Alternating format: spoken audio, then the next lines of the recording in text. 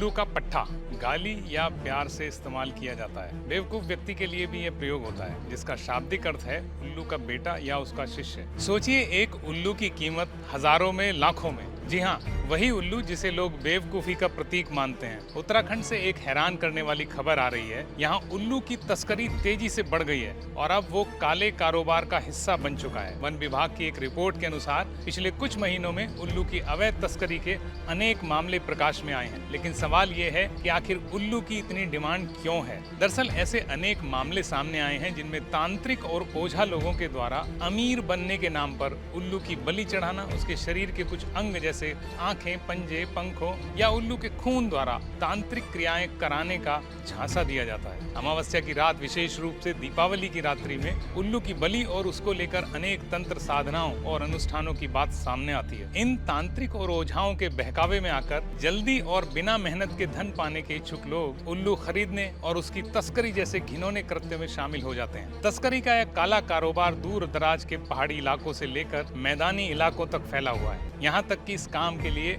अब social media platform का भी इस्तेमाल किया जा रहा है। विशेषज्ञों का कहना है कि यह केवल तंत्र मंत्र और अंधविश्वास को बढ़ावा नहीं देता, बल्कि इससे जैव विविधता के लिए भी गंभीर खतरा पैदा होता है। आपको बता दें कि उल्लू एक शानदार शिकारी होते हैं जो छोटे जीवों को खाकर पारिस्थितिकी संतुलन में अपना सहयोग करते हैं। भारतीय मान्यता के अनुसार उल्लू को लक्ष्मी की सवारी माना जाता है, यानी धन धान्य वैभव संपन्नता लाने वाला। कई अन्य देशों में भी उल्लू को बुद्धिमान पक्षी माना गया है। हालांकि कई बार उल्लू को अपशगुन भी माना जाता है। कहते हैं कि जिस चीज पर उल्लू बैठ गया उसका विनाश निश्चित है। यहाँ तक कि उल्लू का बोलना भी अशुभ संकेत माना जाता है। इन मान्यताओं से अलग उल्लू के विषय में कुछ रोचक तथ्य भी हैं। उल्लू का दिमाग बहुत बड़ा होता है। उनकी देखने और सुनने की क्षमता मनुष्य की अपेक्षा कई गुना अधिक होती है। वे अपनी गर्दन को 270 डिग्री तक घुमा सकते हैं। इनकी पलकें नहीं होती, इसी कारण इनकी आंखें हमेशा खुली रहती हैं। उल्लुओं की इंद्रियां रात्रि में अधिक तीव्र होती हैं, इसी कारण वे रात्रि में बाहर निकलते हैं। जानकारों के मुताबिक भारत में पाई जाने वाली उल्लू की 30 से अधिक प्रजातियां